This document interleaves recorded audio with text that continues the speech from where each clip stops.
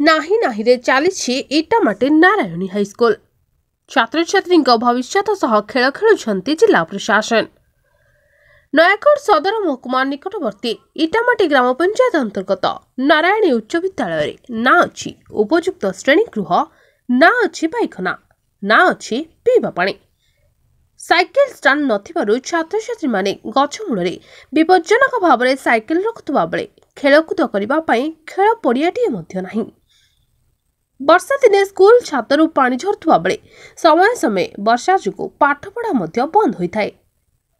ବିଦ୍ୟାଳୟର ମଧ୍ୟାହ୍ନ ଭୋଜନ ଅତ୍ୟନ୍ତ ନିମ୍ନମାନର ହେଉଥିବା କଥା ଛାତ୍ରଛାତ୍ରୀ ବାରମ୍ବାର ଅଭିଯୋଗ କରି ଆସୁଥିଲେ ମଧ୍ୟ ବର୍ତ୍ତମାନ ସୁଦ୍ଧା ଏହି ସମସ୍ୟାରେ ସୁଧାର ଆସିନାହିଁ। ଏହି ବିଦ୍ୟାଳୟରେ ବିଦ୍ୟାଳୟ ଓ ଗଣଶିକ୍ଷା ବିଭାଗର ପ୍ରଚଳିତ ଖାଦ୍ୟ ସାରଣୀର ଖୋଲାଖୋଲି ଉଲ୍ଲଂଘନ ହେଉଥିବା ବେଳେ ଯଦି ଛାତ୍ରଛାତ୍ରୀଙ୍କ ସ୍ୱାସ୍ଥ୍ୟ ପ୍ରତି ବିପଦ ଆସେ ତାହେଲେ ଜିଲ୍ଲା ପ୍ରଶାସନ ଦାୟୀ ରହିବେ ବୋଲି ଅଭିଭାବକମାନେ କହିଛନ୍ତି ଏବଂ ଜିଲ୍ଲା ଶିକ୍ଷା ଅଧିକାରୀଙ୍କୁ ଅବଗତ କରିଛନ୍ତି। ଆପଣମାନଙ୍କର ସ୍ନେହ, ଶ୍ରଦ୍ଧା ଏବଂ ଭଲ ପାଇବାକୁ ପାଥେୟ କରି ମଣିଭଦ୍ରା ଖବର ୟୁଟ୍ୟୁବ୍, ଫେସବୁକ୍ ଏବଂ ପୋର୍ଟାଲରେ ତାର ସଫଳତା ବଜାୟ ରଖିଛି। ଏହାକୁ ଆହୁରି ଲୋକପ୍ରିୟ କରିବାକୁ ଇ-ପେପରର ଶୁଭାରମ୍ଭ ମଧ୍ୟ କରାଯାଇଛି।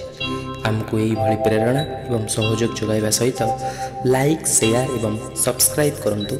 ମଣିଭଦ୍ରା ଖବର, ସମ୍ପର୍କ ଜନତାର।